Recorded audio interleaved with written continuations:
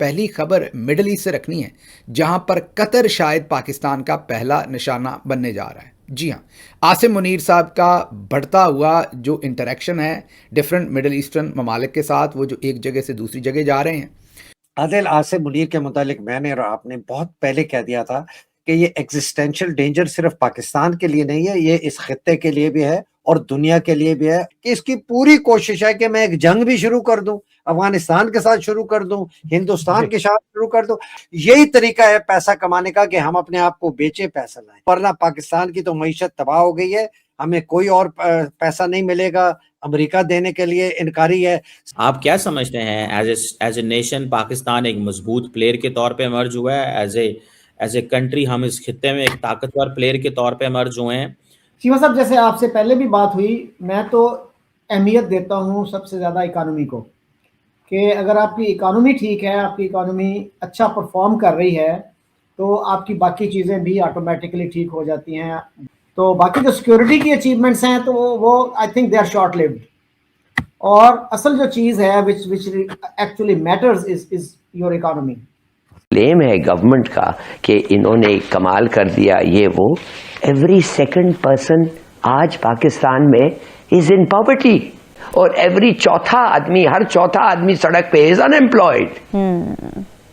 तो दोस्तों, आज की वीडियो काफ़ी इंटरेस्टिंग और इन्फॉर्मेटिव होने वाली है, और ये पाकिस्तानी मीडिया की वीडियो ये हमें एक आइडिया ज़रूर देती है कि आखिर क्यों पाकिस्तान, जो अभी कुछ महीने पहले तक वहाँ से जो खबरें आ रही थी कि आटे और चावल के लिए लाइनों में लोग मारामारी कर रहे हैं, पाकिस्तान के पास जो रिजर्व डॉलर होते हैं यानी सरकारी खजाने, उसमें पैसे नहीं बचे और पाकिस्तान एक एक दो दो डॉलर के लिए हाथ फैलाए घूम रहा है। लेकिन जैसे ही आसिम मुनीर पाकिस्तान का आर्मी चीफ बनता है, उसके बाद भारत पाकिस्तान युद्ध हो जाता है और फिर आसिम मुनीर ट्रंप का फेवरेट फील्ड मार्शल बन जाता है। उसके बाद अफगानिस्तान पाकिस्तान के बीच में लड़ाइयाँ शुरू हो जाती है।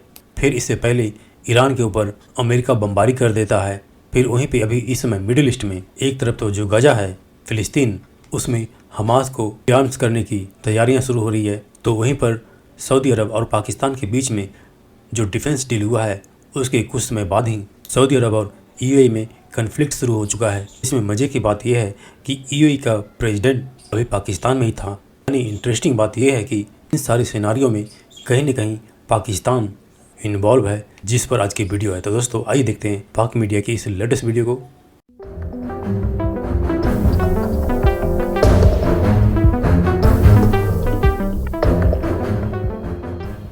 Other he is the weakest army chief ever. क्योंकि ये इतना कमजोर है, इसलिए ये हर चीज करने के लिए तैयार है जिससे पाकिस्तान को ये बेच देगा। इसीलिए ट्रंप इसको सपोर्ट करता है, इसीलिए इजराइल इसको सपोर्ट करता है, और इसीलिए मोहम्मद बिन जायद इसका इससे फायदा उठा रहा है कि मैंने इससे जितना फायदा लेना है, क्योंकि मोहम्मद बिन जायद चाहता है कि इजराइल के साथ मिलके जो चौधराहट है मिडिल ईस्ट की, उसके ऊपर कब्जा और इन्फ्लुएंस जो है वो इसका हो। मोहम्मद बिन जायद ने कहा कि मैंने हथियार सप्लाई करने हैं, मेरी प्रॉक्सी गैंग्स जो हैं, हफ्तार को लिबिया में, तो इसको भेज दिया कि जाओ उसको $5 बिलियन के हथियार दे के आ। फिर ये इसको सोमालीलैंड भी भेजेगा कि वहां भी तू दे के आ।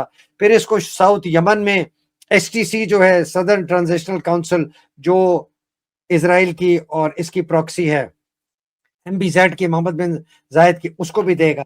तो ये क्यों कर रहा है? ये इसलिए दे रहा है जिसके जो आपने बात शुरू की कि जी पैसा मैं लूं, पैसा लेके आऊंगा, पैसा फौज के अंदर जाएगा जैसे कोलिशन सपोर्ट फंड का जाया था, उससे मैं मराहत इनको और दूंगा, सारे जर्नैलों को कहूंगा मेरे साथ लगे रहो, मैं ही पैसा ला सकता हूं। वरना पाकिस्तान की तो मईशत तबाह हो गई है, हमें कोई और पैसा नहीं मिलेगा, अमेरिका देने के लिए इनकारी है, सारी दुनिया देने के लिए इनकारी है। मोहम्मद बिन सलमान ने भी इनकार कर दिया है। यही तरीका है पैसा कमाने का कि हम अपने आप को बेचे, पैसा लाएं। कि इसकी पूरी कोशिश है कि मैं एक जंग भी शुरू कर दूं, अफगानिस्तान के साथ शुरू कर दूं, हिंदुस्तान के साथ शुरू कर दूं।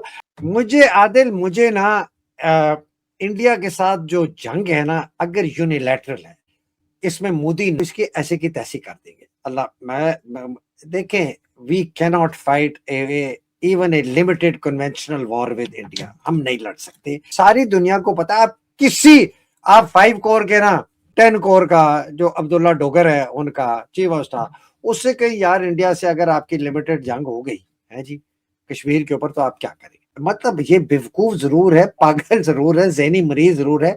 इसको पता है कि लिमिटेड कन्वेंशनल वॉर इंडिया के साथ अगर यूनिलैटरल है, सिर्फ इसने शुरू की, अगर होगी, ये मैं आपको बार बार कह रहा हूं, अगर होगी तो ये नूरा कुश्ती होगी। मोदी चाहेगा कि ये बंदा रहे, और वो इसलिए कि इसके रहने से पाकिस्तान टूटेगा, पाकिस्तान के न्यूक्लियर असासे खत्म हो जाएंगे, पाकिस्तान के अंदर खाना जंगी हो जाएगी, पाकिस्तान की फौज में स्प्लिट आ जाएगा।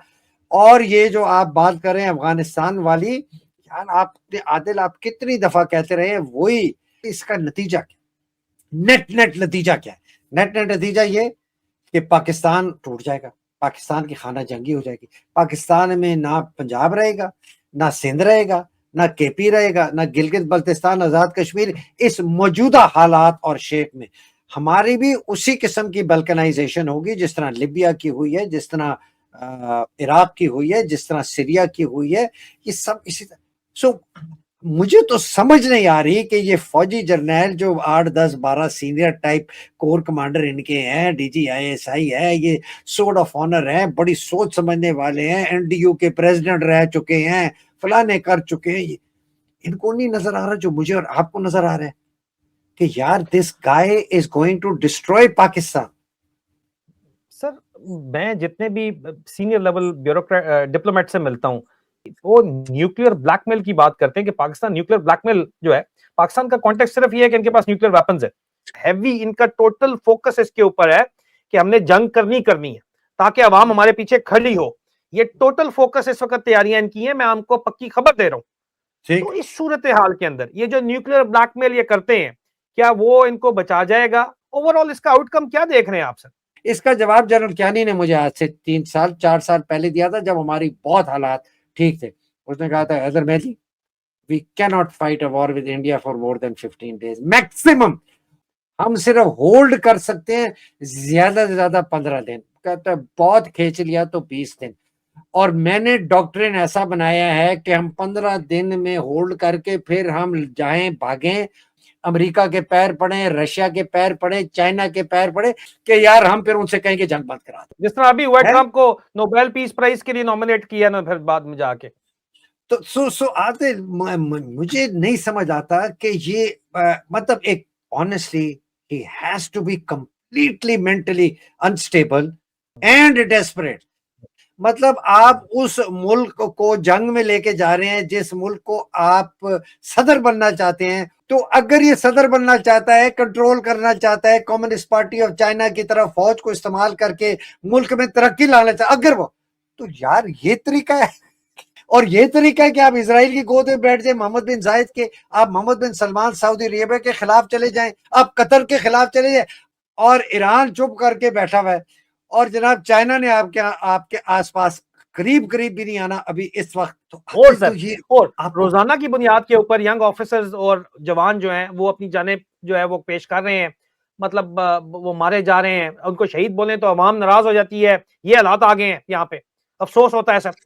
तो आप मुझे बताएं, और जर्नैलों की याशी अपनी जगह के ऊपर है, उसको कोई टच नहीं कर सकता। तो दोस्तों, आज की इस वीडियो को देखने और सुनने के बाद इसको मैं एक ही एग्जांपल से समझा सकता हूँ कि भारत के पॉइंट ऑफ व्यू से इस समय पाकिस्तान के आसिम मुनीर को कैसे देखें। तो ये है कि सपोज करो कि आप एक हेल्दी, फिट और काफ़ी मजबूत बंदे हो, लेकिन सामने से एक कमज़ोर और मरियल बंदा खुद को बम बांध करके आ जाए लड़ने के लिए आपसे, जो कि ऑब्वियसली वो एक सुसाइडल मिशन होगा उसके लिए, जिसमें आप समझ गए होंगे कि जो हेल्दी फिट बंदा है वह इंडिया को रिप्रेजेंट करता है, और जो मरियल कमज़ोर बंदा है वह पाकिस्तान को रिलेट करता हुआ अभी आसिम मुनीर के फॉर्म में है। तो अब इस सिचुएशन को कैसे डील कर सकते हैं या डील करना है, मेरे ख्याल से वही बेस्ट पॉसिबल वे होगा इंडिया के लिए भी। तो दोस्तों, इस पर आपका क्या कहना है आप नीचे कमेंट करके बता सकते हैं। Thank you.